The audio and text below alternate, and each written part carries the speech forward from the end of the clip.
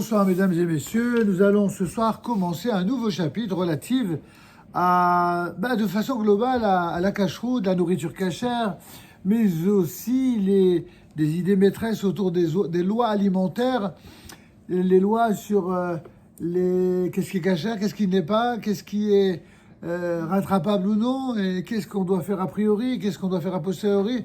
Souvenez-vous déjà un principe essentiel. L'étude de la loi, l'étude de la halakha, c'est pas du tout quelque chose qui est symbolique ou qui a un saupoudrage pour dire bon, normalement, comment on fait, bon, c'est pas grave si. C'est pas de cette manière qu'il faut aborder l'étude de la loi. Pour étudier la Torah, la halakha, il faut d'abord appeler ce qu'un certain philosophe français dans son esprit des lois, eh bien, le fameux Montesquieu, pour ne pas le nommer, disait qu'il faut avoir un certain esprit pour comprendre la nécessité de la loi. Quand on vit dans un monde, dans un univers, dans une génération, dans un lieu, dans une culture ou une civilisation, pour qui la loi, on s'arrange avec, on est déjà mal barré pour comprendre ce que c'est qu'être juif et ce que signifie le respect de la loi. On s'est habitué pendant trop d'années à considérer que la loi, c'était finalement, c'est fait pour les gens religieux. Mais manque de peau, pardonnez-moi cette légèreté, mais quand Dieu a donné la Torah au peuple d'Israël, il n'a pas donné aux orthodoxes, il n'a pas donné aux religieux, il n'a pas donné aux traditionalistes, il n'a pas donné à des gens qui sont étiquetés comme du bétail. Il a donné à tout le peuple d'Israël. Certes, dans ce peuple, il y avait pas mal de gens différents, mais comme aujourd'hui. Mais la loi, c'est la loi. Quand quelqu'un ne respecte pas la loi, comment on l'appelle ? Un hors-la-loi. Il a fallu attendre le siècle dit des Lumières pour que on nous apprenne que quelqu'un qui ne respecte pas la loi, c'est juste quelqu'un qui n'est pas religieux. Vous voyez comment, avec de la sémantique, eh bien, on peut tordre les choses les plus claires. Alors, comment on en est arrivé là ? C'est très simple. C'est qu'on trahit l'esprit de la loi. On vient, on va vous convaincre en vous disant il faut être moderne, il faut vivre avec son temps. Et donc, ce qui a été donné à l'époque du Mont Sinaï était valable pour l'époque, mais aujourd'hui, il faut être ouvert, il faut être tolérant.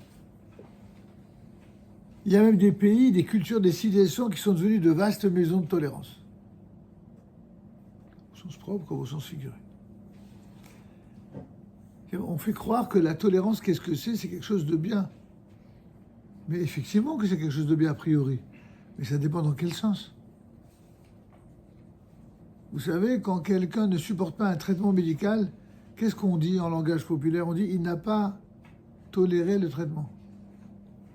Ça veut bien dire que tout n'est pas bon en matière de tolérance. On ne doit tolérer que ce qui est bon, pas ce qui est mauvais.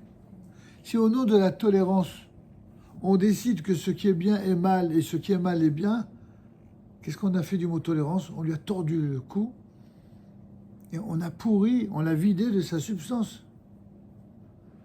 Alors oui, on ne peut plus attacher à l'esprit de tolérance dans le sens l'ouverture d'esprit, évidemment. Il n'y a pas plus, de ce point de vue-là, il n'y a pas plus tolérant, plus ouvert d'esprit que les vrais chachamim de tous les temps. C'est une évidence. La question est de savoir, mais qu'est-ce qu'on en fait de cette ouverture d'esprit ? L'ouverture d'esprit, c'est, comme son nom l'indique, pour que l'esprit soit ouvert à l'intelligence, à la réflexion, au bon sens, mais également à la sensibilité de ceux qui pensent différemment. C'est donc ça l'ouverture d'esprit, cette tolérance-là, mais nous y souscrivons à 100%. Maintenant, certains, qui sont plutôt parmi les idéologues, considèrent que être tolérant, c'est uniquement tolérer ceux qui veulent faire des fautes. Mais quand des gens veulent avoir un comportement de retenue, tout d'un coup, ils oublient ce que c'est que le mot tolérance. C'est exactement comme ceux qui vous parlent du matin au soir de démocratie. Mais quand la démocratie donne des résultats qui ne leur plaisent pas, ils organisent de véritables révolutions dans les rues ou souterraines pour armés de leur esprit, un esprit de dictature extrême, et de pousser l'hypocrisie jusqu'à se comporter de la sorte au nom de quoi? De la démocratie. Si vous vous rendez compte, comment qu'on peut pervertir à ce point les choses? Alors, pour revenir quand même à notre sujet qui est l'esprit des lois. Quand vous allez étudier tout au long de l'année des halachot, des mitzvot, vous allez étudier d'abord l'expression de la parole divine. Ce Dieu qui s'exprime dans la Torah, il a décidé, il a désigné dans chaque génération des maîtres, les grands maîtres d'Israël, qui ont été mandatés par lui dans la Torah, parce que c'est écrit noir sur blanc dans la Torah, tu devras faire selon ce qu'ils te diront, ce qu'ils décréteront. Cela fait référence aux sages d'Israël. Évidemment, ce n'est pas n'importe qui peut se proclamer sage d'Israël. Mais ça n'est pas n'importe qui non plus qui peut déterminer qui est sage d'Israël. Si on remplace la Torah par de l'idéologie, vous avez des gens pour qui tous les gdolim d'Israël sont tous ceux qui sont sous la même bannière. Mais ceux qui sont des gdolim de d'autres obédiences ou d'autres univers, tout en étant aussi sérieux et aussi orthodoxes que d'autres, eh bien, si ils ne trouvent pas grâce à leurs yeux, ben, ils ne vont même pas les calculer, comme s'ils n'existaient pas. On est à des années-lumière de la tolérance. Alors que dans ce cas-là, comment on fait pour s'en sortir? Comment savoir qui écouter? Comment savoir? C'est pour ça que le Talmud nous dit qu'il y a une obligation de choisir un rav. Par deux fois, je l'ai déjà rappelé plusieurs fois ici, je me semble-t-il. Par deux fois, il est dit Aseh lecha rav. Une fois, il y a marqué Aseh lecha rav. Veistalek min hasafek. Choisis-toi un rav, éloigne-toi du doute. De quel rav s'agit-il? De celui qui va donner des réponses aux questions de halakha. Tu as besoin d'une halakha, tu ne sais pas étudier, ou tu n'as pas assez étudié, ou tu es en train d'étudier mais tu ne comprends pas tout. Alors il faut que tu aies ton rav auquel tu poses des questions et dont tu vas avoir des réponses parce qu'il a fait ses preuves, parce qu'il a fait des études, parce qu'il a été considéré comme un rav compétent parmi ses pairs, PAIRS. Et donc, parce qu'habilité à donner des réponses, tu t'adresses à lui et tu vas lui faire confiance, écouter ses réponses et surtout ne pas faire comme les insolents font. C'est que quand la réponse ne plaît pas, hop là, il change de rav. C'est trop facile. Un peu facile, quoi. Alors, s'il te dit quelque chose que tu as envie d'entendre, c'est ton rav, sinon, c'est plus ton rav. Ça, c'est pas de cette manière-là qu'on peut choisir un rav. En tout cas, en ce qui concerne la halakha. Maintenant, il y a une autre maxime où l'on dit Aseh lecha rav ukne lecha haver.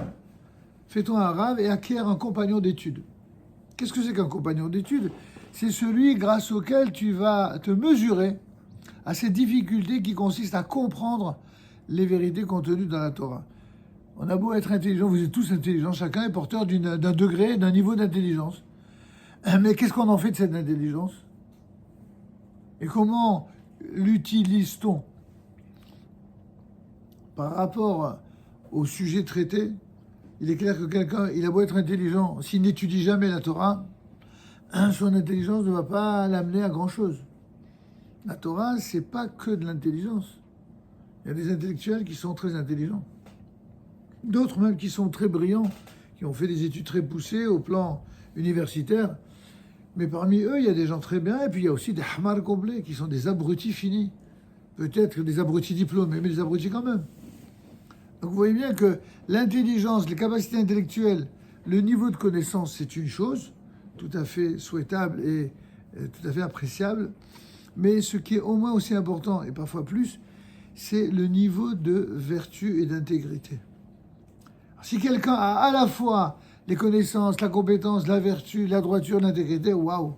Alors là, déjà, on peut choisir parmi ce panel-là celui qui sera à la fois le premier type de rave, c'est-à-dire qui va répondre aux questions posées, et le deuxième, c'est celui qui va apprendre à étudier la Torah. Et à se mesurer avec la difficulté d'un sujet pour essayer de le comprendre vraiment, sérieusement. De prendre au sérieux l'étude. Il y a des gens pour qui la seule chose qui compte dans la vie, c'est de rigoler tout le temps. Il y en a même qui en font des émissions fantastiques. Ok, ils mettent de l'ambiance, ok, c'est cool, c'est très gentil, c'est gentil. C'est même agréable pour ceux qui travaillent tout le temps eux-mêmes et qui étudient tout le temps. Et c'est peut-être, ça leur fait du bien. Sauf que c'est pour ça qu'ils ont choisi comme métier le fait d'être des comiques ou des humoristes. Mais vous pensez bien que quand on étudie la loi, on n'est pas là pour être un comique ou un humoriste. Même si on peut faire preuve d'humour. Mais on est hors sujet, d'accord? La loi, c'est sérieux, c'est la parole divine. La parole divine, il faut la prendre avec sérieux. On n'a pas le droit de désacraliser quelque chose de sacré. La Torah, elle est sacrée. Les commandements de la Torah sont sacrés. Et quand certains viennent du haut de leur condescendance nous parler de Torah comme s'ils parlaient de philosophie ou de politique ou d'idéologie, et oublier qu'en fin de compte, ça, ce qui a été dit là, c'est la parole de Dieu. Et qu'on n'a pas le droit de se servir de cette parole de Dieu pour faire dire ce qu'on a envie soi. Donc il faut beaucoup de vertu pour ça, et beaucoup d'humilité. C'est pour ça qu'on se tourne vers les rabbanim. Et dans chaque génération, il y a Baruch Hashem, le peuple d'Israël n'est pas orphelin, il a de nombreux rabbanim de très haut niveau. Il y a des rabbanim de haut rang, je ne parle pas de la ville, hein. Jeu de mots fascine. Les rabbanim de haute stature, il y a des rabbanim qui sont peut-être moins grands, parce qu'ils sont plus jeunes ou parce qu'ils ont moins de connaissances, mais dont la vertu est si grande, la piété est si sincère que ça vaut la peine de s'en approcher. Et on a ainsi beaucoup de rabbanim de tous les niveaux. Le problème, c'est lorsqu'on a l'impression que ce sont plutôt des rabbanim qui sont obligés d'aller vers les gens comme des commerciaux qui sont là pour vendre un produit. C'est pas ça. Même si les rabbanim ont un devoir de ve'aramid ou talmidim arbeh, d'avoir beaucoup d'élèves et de les former, il n'en reste pas moins vrai que l'injonction, elle est d'abord l'injonction auprès de l'élève. C'est à l'élève d'aller vers le maître. C'est lui. Il n'y a pas marqué Aselecha talmid. Aselecha rav. Il faut que toi tu choisisses ton rav. Et il faut que tu aies quelqu'un avec lequel tu vas mesurer tes connaissances. Pourquoi c'est important le haver, celui avec lequel on va aiguiser sa réflexion et ses connaissances? Parce que lorsqu'on est un compagnon d'études, on peut se permettre une sorte de familiarité qu'on n'a pas le droit d'emprunter quand on s'adresse à son rav. Quand on parle au rav, on a le droit de poser bien sûr des questions, c'est pas un dictateur le rav. Mais le rav, il est là pour transmettre quelque chose qu'il a reçu. Donc l'élève ne peut être un élève que s'il est prêt à recevoir. S'il est dans un esprit de contestation, c'est pas possible. Il ne pourra jamais avoir un rav celui-là. S'il est dans un esprit d'acceptation, ça c'est la condition pour recevoir la Torah. Moshe qui belle Torah Missineh. Pourquoi on n'a pas dit Dieu a donné la Torah à Moshe? Non, on dit Moïse a reçu la Torah. Pour que la Torah soit respectée, il faut que celui qui la recherche, il la recherche comme certains recherchent des perles et des trésors, vous comprenez? Alors dans le domaine de la halakha, c'est la même chose. Que ce soit les dynimes de Shabbat, que ce soit les dynimes de Kashrut, que ce soit les dynimes de pureté familiale, que ce soit les dynimes pour quelque domaine que ce soit, calendrier, dans tous les domaines du Shulchan Aruch, on étudie avec sérieux, avec aucun préjugé. Notre seul préjugé, il doit être un parti pris d'optimisme quant à la compréhension de ce que, quand Dieu nous dit quelque chose dans la Torah et quand les Chachamim nous l'expliquent, c'est pour avoir le bonheur d'être éclairé par la seule lumière qui nous permette de grandir et de faire de nous de meilleures personnes chaque jour, un peu plus que la veille. Et c'est avec ce parti pris d'optimisme-là et avec ce sérieux qu'on peut effectivement aller de l'avant et comprendre que dans la Torah, il y a l'esprit et la lettre. Il y a des gens qui parlent tellement de l'esprit que du coup, ils font de l'esprit et qui nous inventent des idéologies fallacieuses, dont toutes les formes de judaïsme libéraux. Ils font de l'esprit, pour ça ils sont très forts. Des grands principes. Mais dès qu'il s'agit de la lettre, alors là, ils ont de l'urticaire. Ils ne sont pas d'accord avec ça. Ils sont tolérants, vous comprenez? Il faut évoluer avec son temps. Le problème, c'est que même un cancer, ça évolue malheureusement. Le mot évolution n'est pas toujours synonyme de quelque chose de positif. Il faut, oui, évoluer, on est d'accord. Ça veut dire quoi, vivre avec son temps? Et si le temps est un temps composé de gens pourris, alors il faut être avec les gens pourris. On est à la veille de Shavuot. Vous allez lire la Megillah de Ruth, qui est d'ailleurs l'archétype, en tout cas un modèle féminin, puisque celui qui est en modèle féminin, en modèle masculin, c'est Yitro. C'est l'archétype, n'est-ce pas, le modèle de la personne en conversion idéale. Et comment commence le livre de Ruth? J'ai fait pas mal de vidéos là-dessus. Si ça vous intéresse, vous pourrez consulter sur le site. Vahi bimei shavot hashovetim. Ça commence par ce fut à l'époque où l'on jugeait les juges.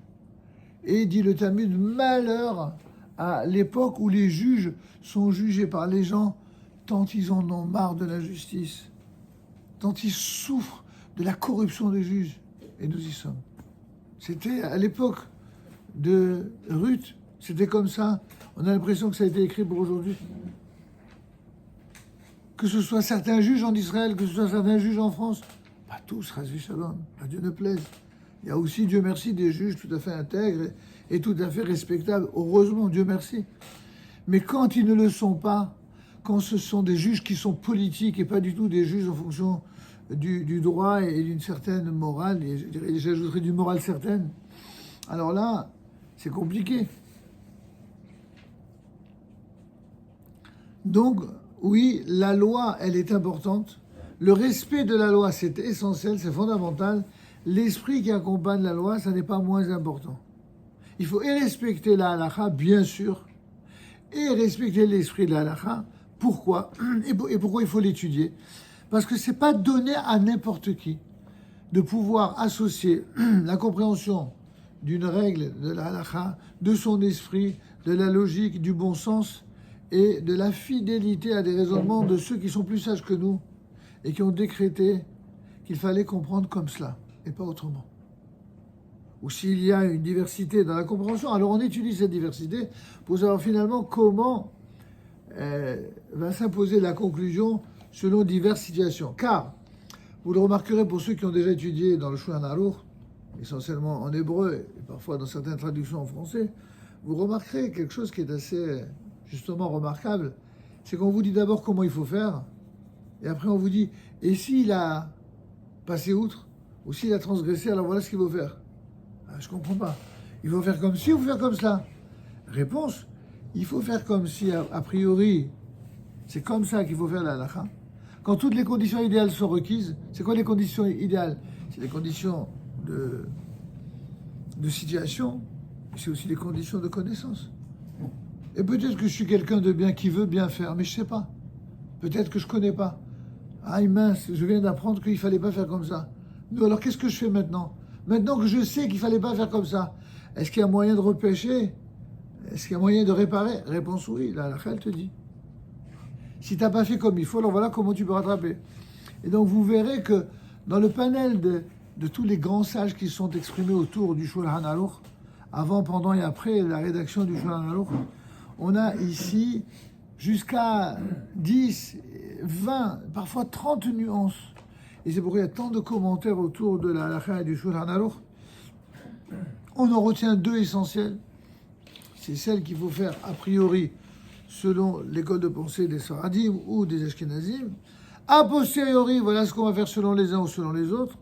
Et avec tous les Aharonim, c'est-à-dire les derniers grands maîtres de nos générations, des 100 dernières années, nous allons, ou des 200 dernières années, alors nous allons déduire de la somme totale des questions qui ont été posées pour adapter ce qui a été tout simplement régenté, réglementé d'une manière assez claire, comment comprendre ces fameuses halachot dans des cas qui parfois sont originaux, qui n'avaient jamais été posés dans exactement les mêmes termes.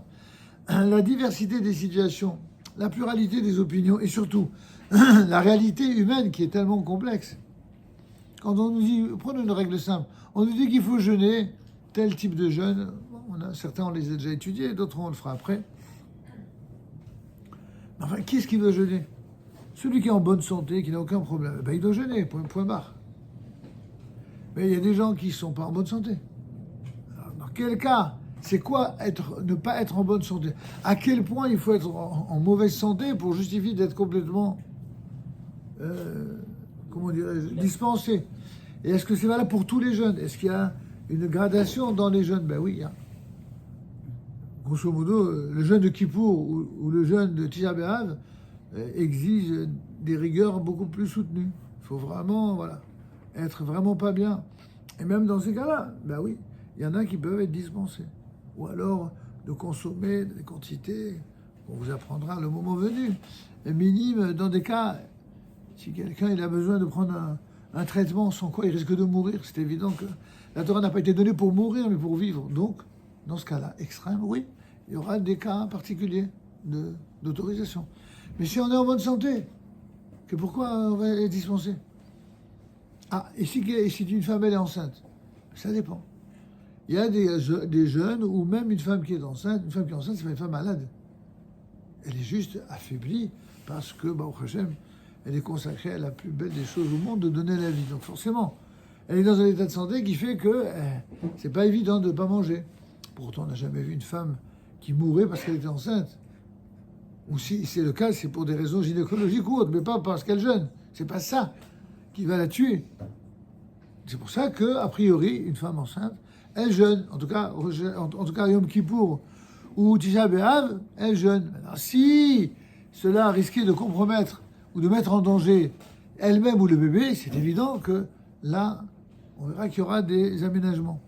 Pour tous les autres jeûnes, si une femme ne supporte pas le jeûne, elle est dispensée complètement. Donc vous voyez pour une halakha de départ, on voit bien qu'il y a plusieurs niveaux de... Et pour le Shabbat, il y a les dîners midoraita, midolabanan. Je vous rappelle, pour ceux qui ne sont pas encore habitués à ces dénominations, c'est des mots que vous devez connaître en hébreu ou en araméen et en français. Donc retenez bien quand je vous le dis. Ce qu'on appelle une mitzvah mideoraita, ça signifie une mitzvah qui nous est directement commandée par Dieu dans la Torah. Mideoraita. Oraita, c'est Torah. Simplement, Oraita, c'est l'araméen et Torah, c'est de l'hébreu. C'est le même mot. Donc, quand une loi est une loi de la Torah, il n'y a pas de négociation possible. On doit respecter la halakha. On doit respecter la mitzvah. Parfois, il y a une loi mideoraita qui est entourée de conditions ou de paramètres de faisabilité, des domaines d'application qui sont parfois mis dans la banane. C'est-à-dire de nos maîtres, les maîtres de l'époque talmudique essentiellement, et de tous les rabbinim et les grands de chaque génération pour nous faire comprendre dans quel cas la halakha est applicable telle qu'elle ou dans quel cas on peut l'aménager. Donc là, on va faire appel à des klalim de halakha, c'est-à-dire des règles générales de compréhension, d'interprétation. C'est une vraie science, la halakha. C'est pas le pifomètre. Hein. Ah oui, à mon avis. Quel est ton avis? De quoi tu parles? Hein, c'est comme si on vous donnait une équation mathématique. Et on dit, veuillez résoudre cette équation. Ben, à mon avis, de quoi tu parles? À mon avis. À mon avis. Et où tu sais pas. Où tu sais la résoudre, où tu sais pas. Il n'y a pas de à mon avis. Quand on parle de science, c'est pour ça qu'on les appelle les sciences exactes. Dans la Torah, il y a des dimensions qui relèvent exactement de la science exacte et d'autres qui relèvent beaucoup plus du mysticisme et de l'irrationnel. Ben, tout est important dans la Torah. Et ce qui relève de la science exacte et ce qui relève de l'irrationnel. Mais il faut savoir quand est-ce qu'on est dans l'irrationnel et quand est-ce qu'on est dans la science exacte. Et ne pas mélanger les genres. Et ne pas les opposer non plus. Vous comprenez? Tout ça, c'est la Torah. Alors, pour cette très longue introduction pour la compréhension de l'esprit des lois, c'est pour mieux nous faire comprendre la suite. La suite, je vous propose au moins de noter les chapitres, et vous notez par écrit ce que vous voulez. Vous êtes grand, vous prenez les notes que vous voulez, et les vidéos vous aideront à compléter. Alors, le premier chapitre concernant la nourriture cachère, on va mettre en grand 1 quelle est l'idée maîtresse des lois alimentaires. Très souvent, on ne comprend pas, notamment chez nos amis non-juifs, pourquoi les juifs ont des règles alimentaires aussi poussées. Et pourquoi ils ne comprennent pas? Parce qu'ils n'ont pas été habitués, parce que même une partie des juifs ont quitté le navire, sont devenus catholiques puis chrétiens, et considèrent les lois alimentaires comme quelque chose qui est dépassé, qui vient d'un autre âge, d'un autre temps, de ce qu'ils appellent eux l'Ancien Testament. Et ils ne se sentent pas concernés par cela.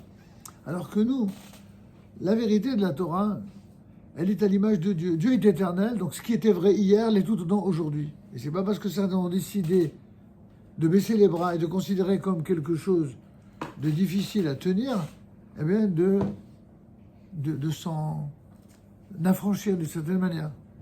Le christianisme, que en tant qu'idéologie religieuse et en tant que peuple, nous respectons évidemment aujourd'hui, même si nous ne partageons pas les mêmes conclusions, à l'origine, ce sont des juifs qui ont quitté le navire, c'est ce que je dis de manière très respectueuse. Des juifs qui ont considéré qu'ils ne pouvaient plus.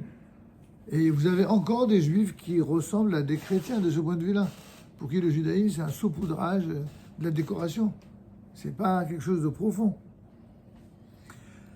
Dans le cadre de nos études, nous essayons de respecter tout le monde, même lorsqu'ils sont dans l'erreur. Mais notre but à nous, c'est de transmettre ce que nos sages nous ont transmis et pas ce que d'autres ont décidé de déformer. Donc que ce soit bien clair. Donc, en ce qui concerne l'idée maîtresse des lois alimentaires, il faut rappeler tout d'abord que la nourriture occupe évidemment une grande place dans la vie de l'homme en général. Et à en juger la présence massive de ceux qui participent au CO2 dans les synagogues, on voit que les juifs font partie de l'homme en général. Et eux aussi, ils aiment bien la nourriture. Donc son alimentation, comme on le sait, chez l'être humain, le fait subsister. Et le fait subsister, et en plus, influe sur son état d'esprit. Ah oui, plus quelqu'un est délicat dans ce qu'il mange, plus il est délicat dans son comportement. Et plus il est grossier et massif dans la bouffe, plus on le verra aussi dans son comportement, dans les relations humaines. C'est pourquoi Dieu nous a donné de nombreuses mitzvot, visant à élever notre alimentation de manière à ce qu'elle nous prodigue la force d'accomplir à la fois la justice et le droit. Quel rapport? Quel rapport entre la façon dont on mange et la justice et le droit? Eh bien justement, pour ça, il faut étudier le judaïsme pour en comprendre le rapport. Là où les autres ne voient aucun rapport, nous, le Talmud vient et nous dit, eh bien, on est à l'image de ce que l'on mange. Je ne me limite pas à la manière dont on se tient à table, hein. Ça c'est juste l'extériorité. Ça a aussi une certaine valeur, mais c'est pas de cela dont on parle seulement. On parle de la nourriture que l'on mange. Les choses que l'on mange vont influencer notre être. Ceux qui vont manger par exemple des choses dégoûtantes, que n'importe quel être humain, juif ou pas, il a une sorte de révulsion naturelle, de dégoût pour la chose, et que malgré tout, pour des raisons soit idéologiques, soit tout simplement culturelles, il s'habitue à manger des choses dégoûtantes, alors il finit par être imprégné spirituellement des choses dont il se dégoûte et qu'il mange quand même.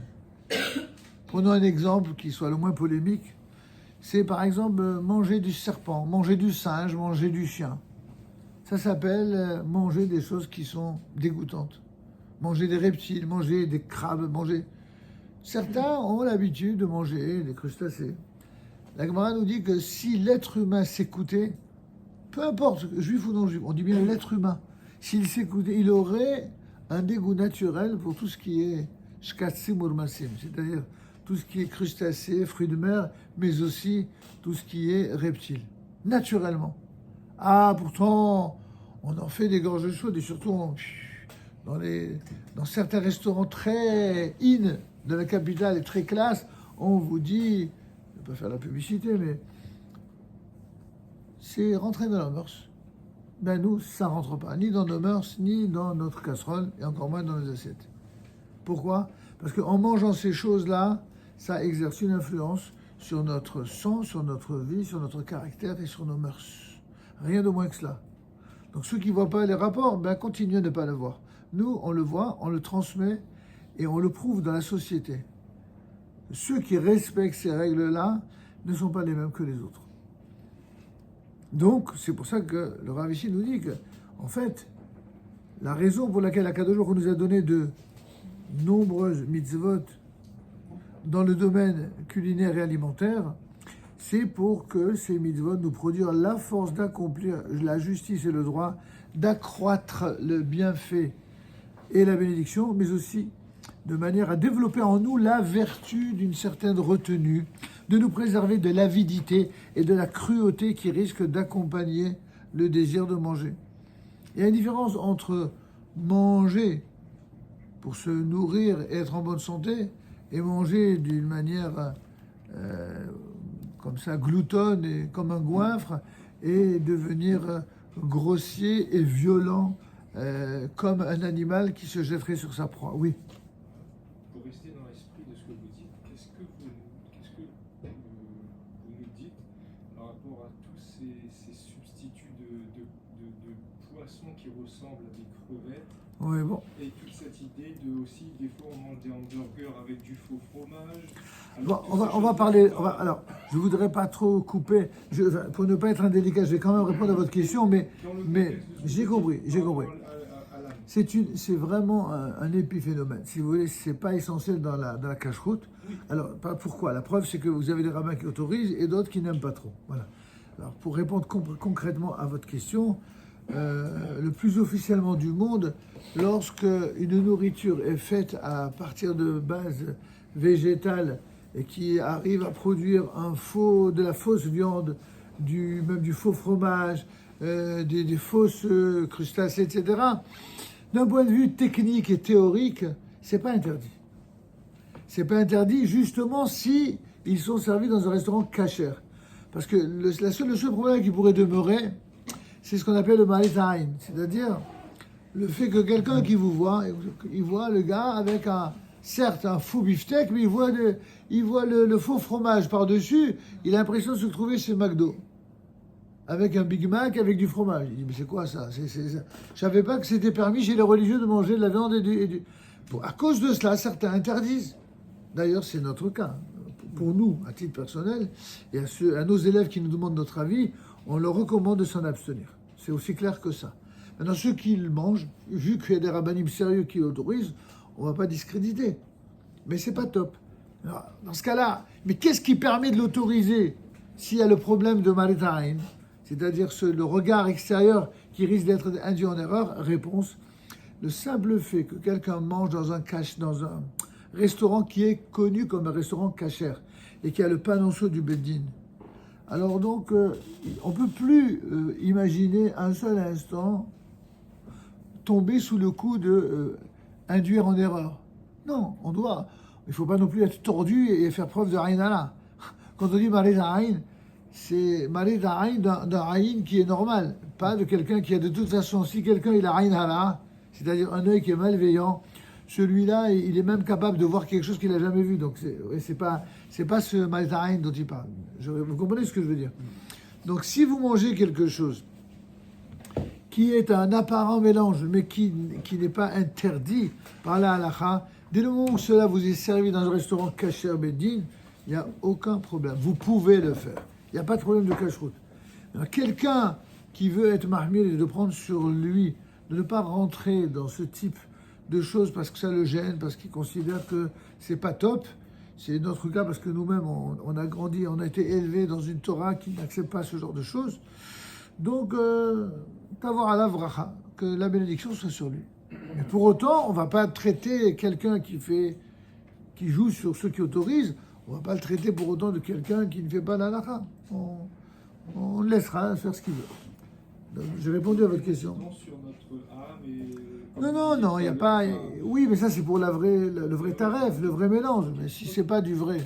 D'ailleurs, je crois même qu'il y avait un produit qui s'appelait « Ce n'est pas des crevettes ». C'était très, très lourd, mais peu importe. C'est-à-dire que comme le produit ressemblait vraiment à des crevettes, mais c'était du poisson, alors le Bédine, à l'époque, il avait exigé que pour autoriser ce fameux poisson qui ressemble à des crevettes, de l'appeler « Ce n'est pas des crevettes », sous contrôle du Bédine. Bon, c'est... Alors, okay. Au moins, ils ont eu le souci des apparences, etc. Moi, à chaque fois que je vois ça, là, rien que je le vois, j'ai envie de alors, vous allez me dire, c'est psychologique. C'est c'est psychologique. Je préfère rester avec mon psy, c'est tout. C'est pas... Chacun sa conception. Mais non, celui qui le mange, je ne vais pas lui dire, hey, arrête de manger ça, c'est pas cachère. Je vais pas faire l'idiot, comme certains d'ailleurs s'autorisent à le faire, simplement d'une cache-route à une autre. D'accord, donc c'est pas, voilà. On laisse ça de côté, on revient à notre sujet. Donc, de la même manière, la valeur de l'élection d'Israël, ce fameux peuple élu, est éminemment lié aux lois de la cacheroute. Il s'agit d'orienter l'alimentation du peuple d'Israël de manière telle qu'elle ne soit pas un simple mode de nutrition, juste pour se nourrir physiquement, mais qu'elle exprime aussi des valeurs divines. Évidemment que lorsqu'on mange pour se nourrir. Enfin, celui qui mange comme 10, c'est pas que pour se nourrir. S'il mange comme un goinfre, c'est pas pour se nourrir. S'il mange que en kiffant toujours ce qu'il y a de plus gras, de plus sucré, de plus... Bref, tout ce qui après dans les analyses sanguines va faire la joie des médecins. Il n'y a pas une mitzvah de faire ça, d'accord? Donc il faut aussi faire preuve de retenue. Si tu veux faire un petit kiff, libre à toi, surtout Shabbat, c'est bien de kiffer Shabbat, mais attention, il faut que le kiff reste quelque chose de mesuré. Il ne faut jamais qu'il y ait de l'excès. Et cette capacité à conserver de la retenue, c'est vrai pour la nourriture, c'est vrai pour les relations humaines, c'est vrai pour la pudeur. Cette capacité à avoir de la retenue, c'est essentiel, c'est fondamental. Donc, c'est pour cette raison, entre autres, que parce que la nutrition doit exprimer aussi des valeurs divines, alors les aliments sont spécifiques, et ces aliments spécifiques à certaines nations deviennent interdits à Israël. Comme il est dit, regardez dans la Torah, vous ne suivrez pas les lois du peuple que je renvoie devant vous. On faisait allusion aux Cananéens, l'un des 7 peuplades idolâtres qui vivaient en Eretz Canaan, qui deviendra la terre d'Israël. Car tout cela, ils l'ont fait et je les ai pris en dégoût. Dieu est en train de dire qu'il était dégoûté de ces peuples parce qu'ils étaient idolâtres et parce qu'ils mangeaient d'une manière qui était repoussante. Et je vous ai dit, vous hériterez de leur terre, et je vous la donnerai pour que vous en preniez possession. Terre où coule le lait, le miel, et je suis l'Éternel votre Dieu qui vous ai distingué des peuples. Et vous distinguerez vous-même entre l'animal pur et l'impur. Encore une fois, quel rapport? On est en train de parler d'une distinction en tant que peuple élu, un peuple à qui Dieu va donner une terre. Et de quoi il parle? Il parle de nourriture. Vous voyez bien que le rapport, c'est pas nous qui le faisons, c'est Dieu qui le fait. En quoi vous allez être différent des autres peuples? Entre autres choses, de la manière dont vous allez vous comporter, de la manière dont vous allez vous comporter dans le domaine des mœurs, et de la manière dont vous allez vous nourrir. Vous distinguerez entre l'animal pur et l'impur, entre l'oiseau impur et le pur, mais aussi, vous ne souillerez pas vos personnes par la bête, par l'oiseau, ni par tout ce qui rampe sur terre, et que j'ai distingué comme impur pour vous. Il est bien dit pour vous. Il y a des choses qui ne sont impures, c'est-à-dire impropres à la consommation, mais que pour Israël. Est-ce qu'il y a une interdiction pour les non-juifs de manger non kasher? Pas du tout. Aucun problème. Pourquoi aucun problème? Et parce que l'âme d'une personne non-juive ne va pas être souillée par telle ou telle nourriture. L'âme d'un juif va, oui, être souillée en mangeant tel type de nourriture. Donc c'est bien... On n'est plus dans le rationnel, on est aussi dans l'irrationnel, vous comprenez? Et vous serez saints pour moi, car je suis saint, moi l'Éternel, et je vous distinguerai d'entre les peuples pour être à moi. Est-ce que c'est bien clair? Très bien. Alors on va passer à un deuxième sujet qui en même temps répondra à ce qu'on avait évoqué tout à l'heure concernant les récoltes en Eretz Israël. Ça fait aussi partie des aliments de cacheroute. On va en parler dans un instant.